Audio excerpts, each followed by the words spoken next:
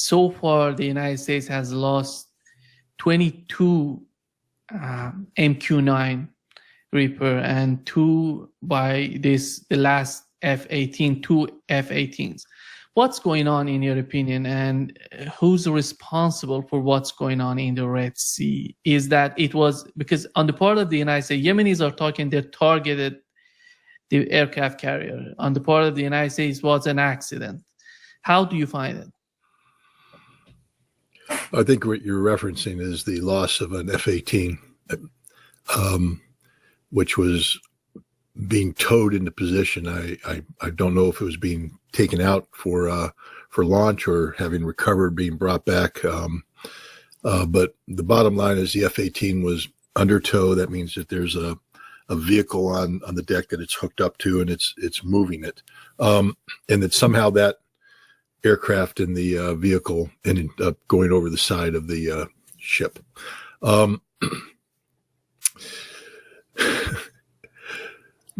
It's not an accident. That just doesn't happen by accident. This is something that's been done over and over and over again. The safety protocols are in place, etc. But the Truman is operating in a war zone. It's launching aircraft that are carrying out strikes against Yemen, and Yemen is responding by targeting the Truman carrier battle group. And apparently, a Yemeni weapon system, I believe it was probably a drone, approached, and the Truman was compelled to take emergency evasive action. And when that happens, the ship is making a hard turn. And you know, they will make an announcement, but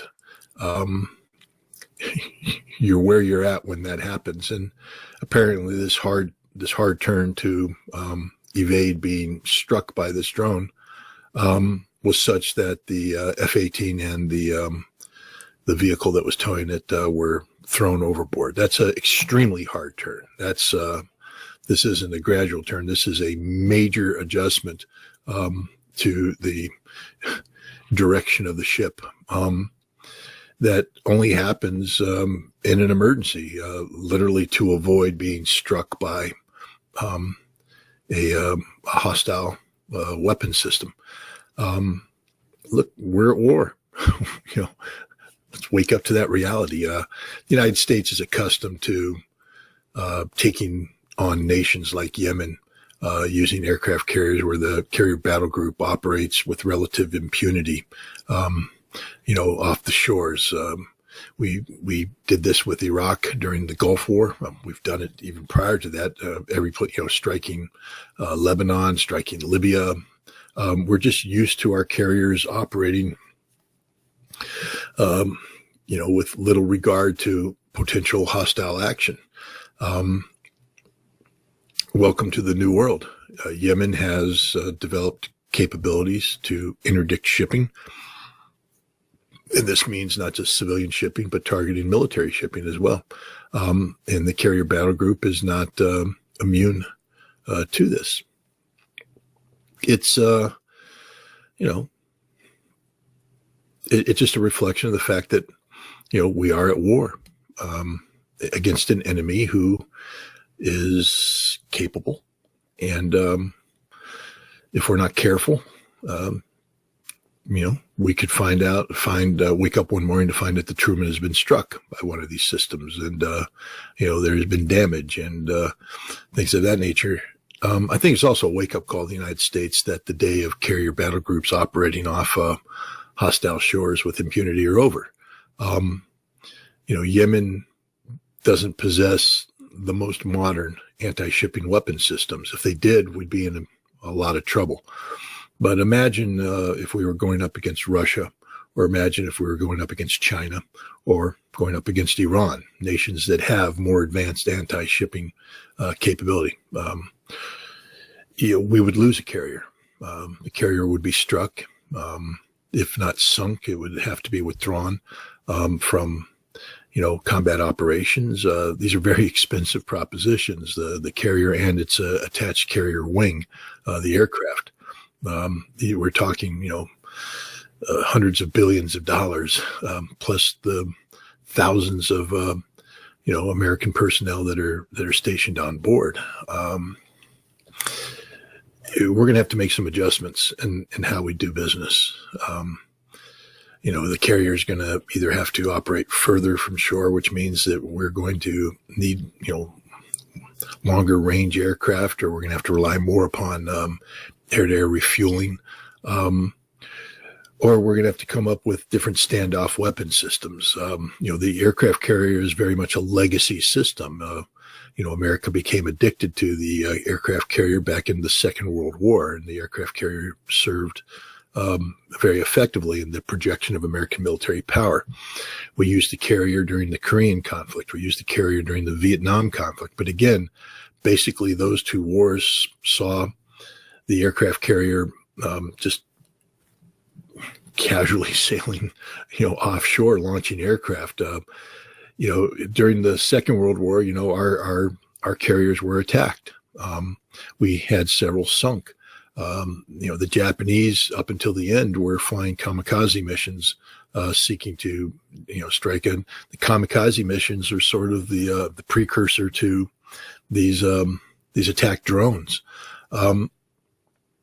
We've come full circle, except that these carriers have become, they're not disposable weapons. They're not weapons that the average military leader, during the Second World War, we were accustomed to the reality that we were going to lose ships, including aircraft carriers. Today, the aircraft carrier is not built to be lost. It's built to be a presence for a considerable period of time. We have a finite number of these. And we don't have the mentality of saying, okay, well, we lost a carrier, we'll just replace it with another carrier. We don't lose carriers. We're going to in the near future if we continue to put carriers in harm's way against enemies that are developing, better anti-shipping capabilities. Yeah. CNN reported that Houthis' successful targeting of U.S. drones is hampering Trump's mission to kill group's senior leadership. Do you think that Donald Trump is still insisting on the operation in the Red Sea, or he's going to reconsider his decision about fighting Houthis? He knows what's going on, what has been going on for such a long time. I don't know if he knows what's going on. That's an assumption on our part. It's based upon two things. One, what he's been briefed on, and two, what he's capable of comprehending. Donald Trump lives in his own world. And he populates this world with figures and facts that aren't necessarily reflective of reality. He also is a man who has an inflated sense of worth. And, he has given this interview in Atlantic Magazine where he projects upon himself godlike capabilities. It's embarrassing. No American leader is God. And the arrogance that he displays in this interview is just astounding. He has saved America. He has saved the world. No, he hasn't even come close. I mean, he's trying to improve America and, trying to improve the world from an American perspective. But the idea that he's saving anything is ludicrous. And the reason why I bring this up is not necessarily to be critical of Donald Trump, but just to reflect on the fact that the man is so far removed from reality that you can't assume that he's being briefed properly on anything. One, how do you brief a narcissist? How do you tell a narcissist that which he doesn't want to hear? And two, when you do get access to this narcissist, is his brain capable of absorbing data that, that contradicts the world that he's created in his own mind? So I don't think Donald Trump's aware of anything.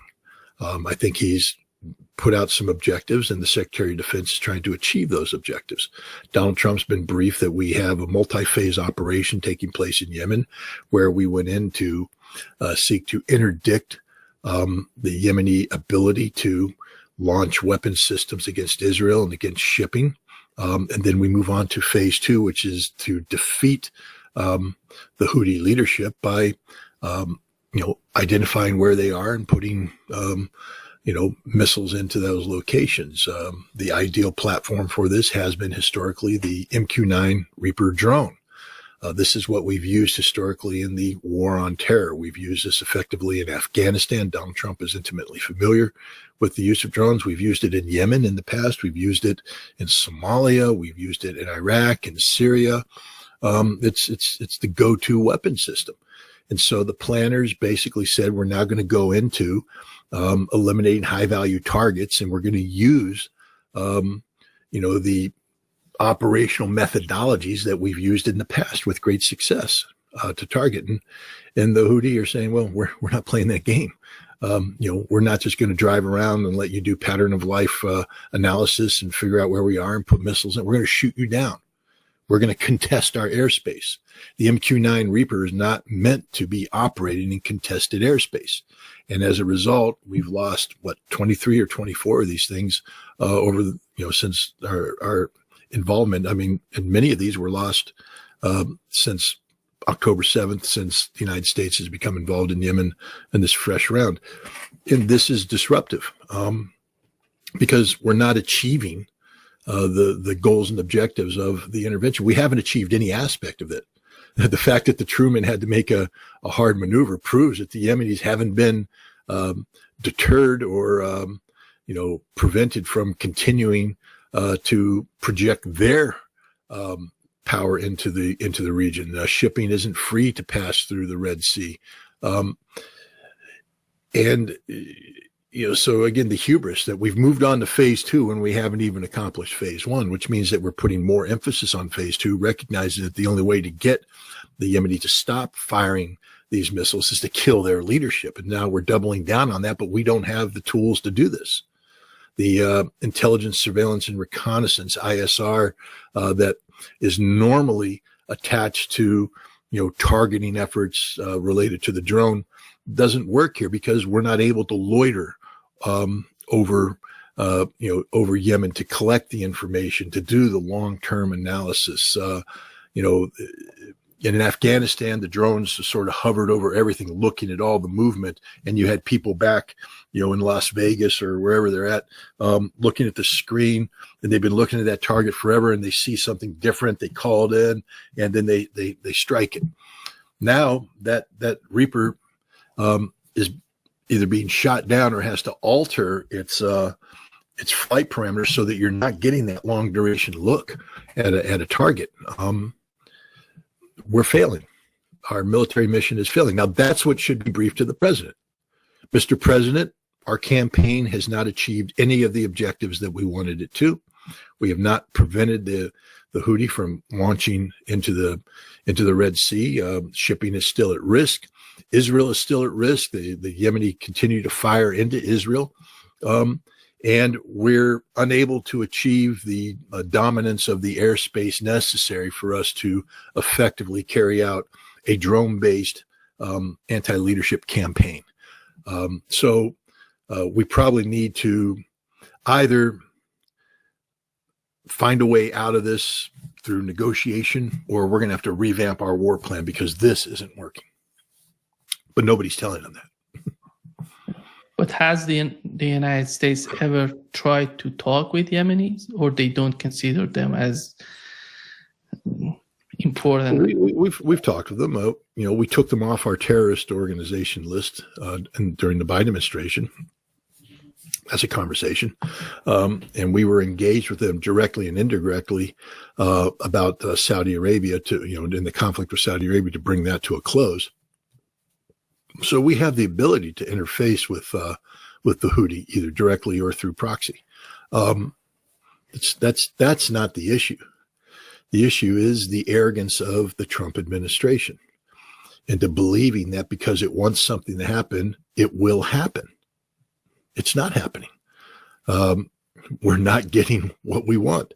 In fact, we're making the Houthi even stronger because, all wars are extensive politics by other means. And politically, I mean, this is empowering for the Houthi. They are standing up to the strength of the United States, and they're prevailing.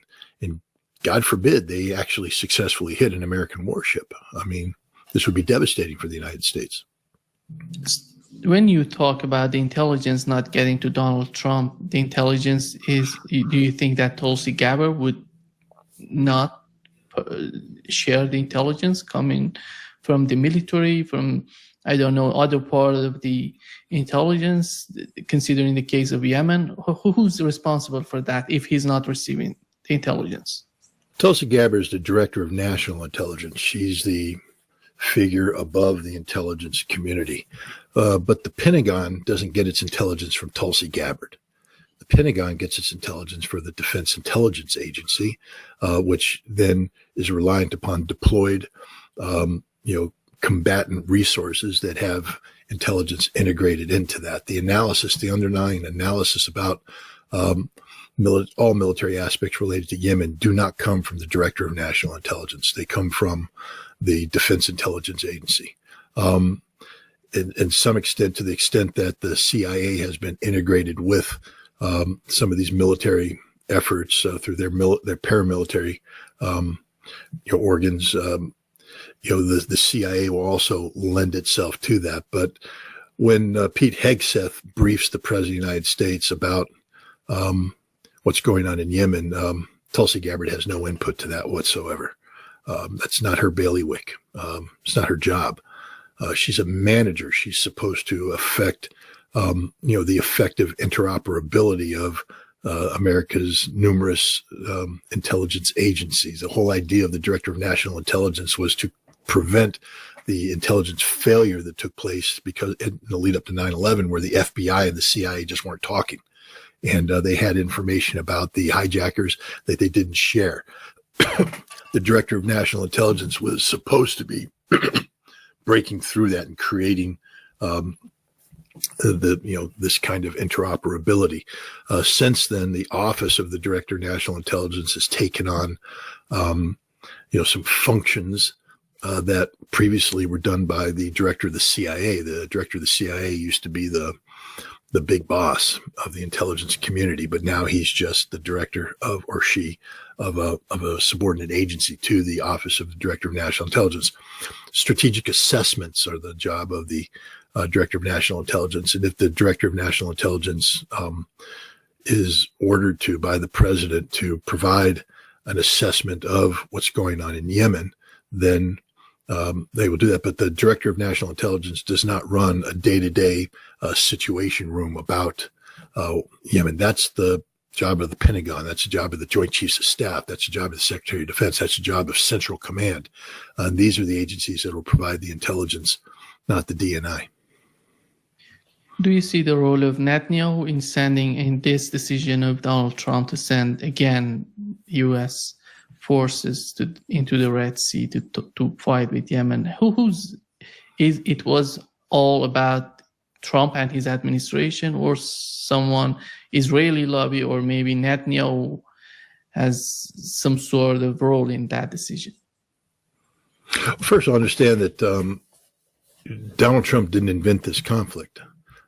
This happened under Joe Biden in December, when the Yemenis began, December of 2023.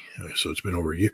It began their interdiction of the shipping. I think it was called Operation Guardian or something of that nature. We began deploying ships. We tried to build a coalition of nations to support us. Nobody would do that. So we ended up going alone with a handful of regional partners, European partners. But the idea was to protect shipping. And we've not been able to effectuate that. This was Joe Biden that did it. We did it because we have a long-standing relationship with Israel. This isn't about Benjamin Netanyahu. This is about Israel and the survival of Israel. This de facto blockade that the Yemenis have been able to impose on Israel, the southern blockade, shutting down the strategic port of Eilat, disrupting the Israeli economy to the tunes of tens of billions of dollars of losses. This was part of the calculation that led many people, including myself, to say that if this doesn't change, Israel will lose this war. So the United States, in order to save its ally, intervened militarily to try and stop the Houthi from doing it. And we failed miserably. I mean, we failed absolutely. One of the reasons why Donald Trump pushed for the ceasefire early on was that was the only way you were going to get the Yemeni to stop interdicting shipping and stop striking Israel, because they said everything we do is linked to what's happening to the Palestinians in Gaza. So the ceasefire brought a cessation to the to the Yemeni military intervention. But when Israel broke the ceasefire and began operations against Gaza, the Yemeni once again stepped up. So all Donald Trump did is continue the policy that was put in place by Joe Biden, the policy of protecting. This is not about Benjamin Netanyahu. This is about Israel. This is about the United States protecting Israel.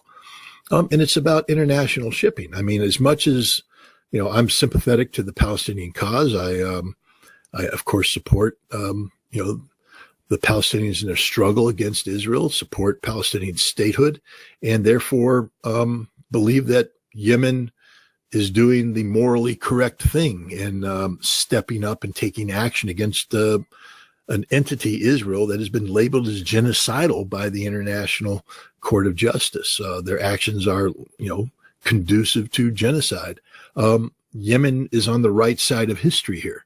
They're on the wrong side of the law, though.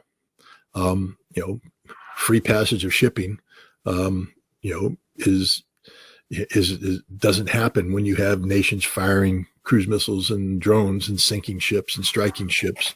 And so we are stepping up in not only in defense of Israel, but again, in defense of the principle of, unimpeded navigation through international waterways.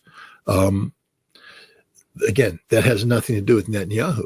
It has everything to do with the fact that America is a nation that is dependent upon secure sea lines of communication. And that's one of the reasons why we have the Navy that we have, and we project the power that we do have so that we can keep these strategic lines of communication open. This is why we're, for instance, very much interested in what's going on in the South China Sea with China building these new island bases, because it's not just about the projection of Chinese control, beyond what we believe is legitimate based upon the territorial reach of China, but this is about those bases being positioned to interdict absolutely vital sea lines of communication that connect the South with Japan, Taiwan, South Korea. This is one of the reasons why our Navy continues to go in there, because we believe in freedom of navigation. So, this conflict, I mean, I have to be honest. If I were president of the United States, I mean, I would seek, obviously, to solve this thing by getting a ceasefire in place that resolves the issue. But if the Yemeni continue to interdict shipping, we have no choice but to retaliate. I think right now, though, getting back to the original gist of your question, either we have to change what we're doing militarily, which would mean boots on the ground, or we have to change things politically to get the Yemeni to stop what they're doing, which means promote a ceasefire in Gaza. One of those two things are going to happen, because what we're currently doing is not succeeding, and it's putting our forces at risk. The U.S. Navy and Central Command need to do a risk assessment of what's going on here. Because the more you operate there, the more the Yemeni are learning about U.S. carrier-borne operations. There's only so much we can do with the carrier. When you're launching or recovering ships, there's a specific profile the ship has to maintain that makes it vulnerable to attack. If you're recovering aircraft, you can't be doing violent maneuvering. So, as the Yemeni collect more and more information about how the carrier battle group operates, where the different support ships are, the air defense umbrellas are, and what the vulnerabilities of these umbrellas are, they're getting better at targeting the carrier battle group. The Eisenhower apparently had a Yemeni missile or drone impact 200 meters off of its bow. 200 meters. That's pretty damn close. And now we don't have all the details about what happened with the Truman here, but clearly, had it continued, on its course, it probably would have been struck by a Yemeni munition.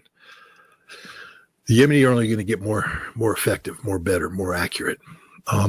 And if I were the, intelligence officer or the commander, I would ask for an intelligence assessment as to what our vulnerabilities are going forward. And are we able to overcome this by increasing the number of, anti-air ships? Do we have to stand off at a greater distance? And if we don't do anything, if we continue with this mission, we need to be honest to the president and to the Secretary of Defense what the potential outcomes could be, that we could be struck, that we could lose one of our $100 billion aircraft carriers. And you need to put people on notice and saying, is this the outcome we're willing to do? I mean, if you're a Marine rifle company commander and you've been ordered to secure territory or defend or attack something, and it's going to be contested, you're going to lose Marines. That's just the way it is. Your goal, however, is to mitigate those losses through effective maneuvering, fire support, etc. We have to accept the fact that we're going to suffer casualties if we want to continue to go forward. But now if I'm the Marine Rifle Company commander and I'm given a mission and I come back to my boss and say, I'm going to lose 80% of my Marines, and at the end of the day, I won't be able to hold the position. Is this really what you want me to do? The Navy and Central Command need to start coming to the president and saying, and the Secretary of Defense saying, if we continue this, we're going to lose a carrier. And is this what you want us to do? Do you want us to continue going forward knowing that the probable outcome will be we're going to lose an aircraft carrier? Or do you want to reevaluate what we're doing, because normally that's considered unacceptable losses?